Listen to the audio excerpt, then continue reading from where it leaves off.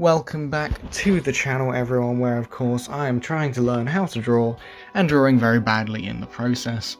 Now we have a fairly short video today. I say fairly short, it's like 3 minutes below what I usually do. But yeah, either way, bit of context behind this video.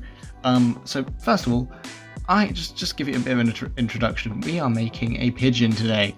We are drawing a pigeon in armor, and his name is Crusader Crumb. He is my child, and if you say anything bad about my child, I will come after you, and that is a promise. But either way, a bit of background context behind this. My girlfriend, as well as a few of her classmates from uni, as part of a uni project, have started a business called Pigeonhole UK, and basically they sell pigeon crochet kits and pigeon crochet plushies, and they also sell pigeon stickers. So my girlfriend came to me one day and said, "Hey, would you like to draw a sticker?" And I said, absolutely. So that's what you're seeing right now. I am currently designing Crusader Crumb in all of his glory.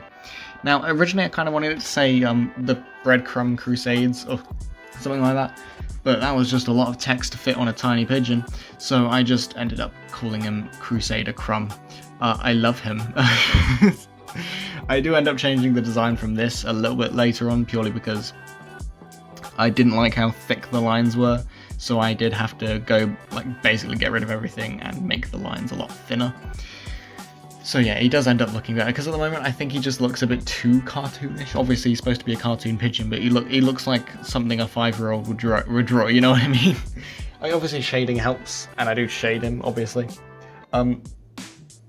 Yeah, I mean, if you guys have any tips in the comments, that would be very helpful, because at the moment it just kind of seems like my go-to method is to just get the airbrush tool, or whatever it's called, the little brush on the left-hand side of what I'm currently using, and I just kind of lighten up areas that I think maybe should be lighter. I don't really know if that's all I need to do, because obviously I'm not going for realism, but it doesn't really make it look that realistic. So it's a bit tricky to know where to go from here without it looking just a tiny bit crap. Yeah, either way, as you can see, I've gone for the Great Helm as my helmet design, and I've also gone for I want to say a pole axe, or just a two-handed axe, for his weapon. The reasonings for this isn't anything crazy. I mean, you probably saw at the start I was trying to design a different helmet. I don't know what that one's called, because I was trying to research things about it and I couldn't find any information on what it was called or what it really looked like. It's just like the classic knight in shining armor helmet, and I couldn't find any info on it. And I just thought, I'm gonna draw the helmet that I think looks the coolest, and that ended up being the Great Helm. Maybe this is just because of the amount of time I spent in Mount and Blade Warband, but the Great Helm has always been such a aura farming fucking helmet for me. I don't know why, but I every time I'm playing Mount and Blade, I try to get that helmet. I don't know if they have that helmet in Bannerlord. I don't think they do. Then again, I haven't played Bannerlord in a while. I've played a lot more Warband, especially recently, because I decided to download Star Wars Conquest. And boy, is that fun. I joined the Empire as a Sith, basically.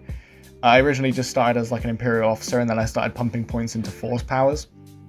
So I'm basically like a Sith acolyte now.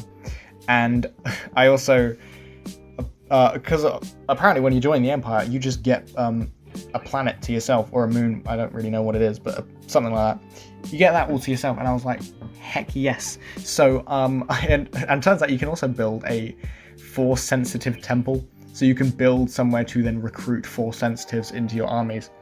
And I gotta tell you, it was very fun. It was very fun just working with stormtroopers, because I felt like an absolute badass. But I felt like an even bigger badass when I had like 10 people in my party, but they were all Sith knights, and we were just decimating people, because they are so overpowered, and so am I, because you can buy a power called like Force Block or Force Shield, something like that. And it basically works like a shield does in regular Warband, except it also reflects blaster bolts. which is really overpowered because you can just approach armies and look, I don't know how many people have played this mod. You can slice people's heads off.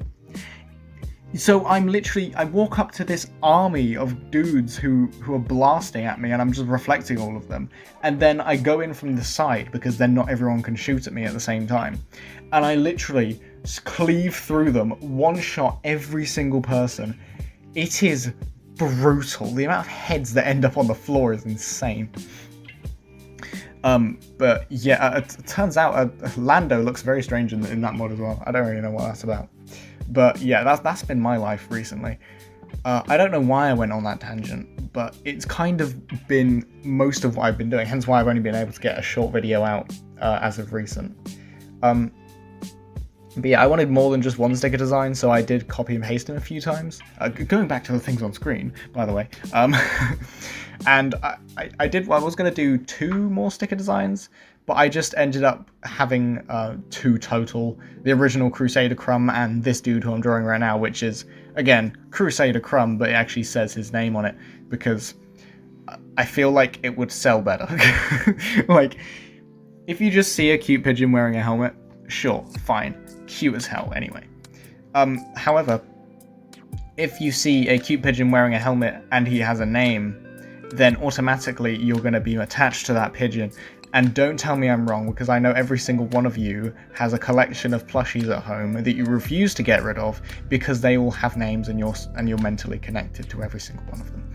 But either way, that is going to be the end of today's video. Hopefully you guys did enjoy, and if you did, make sure to like, comment, and subscribe. That would be greatly appreciated, and I will see you guys in the next one. See ya.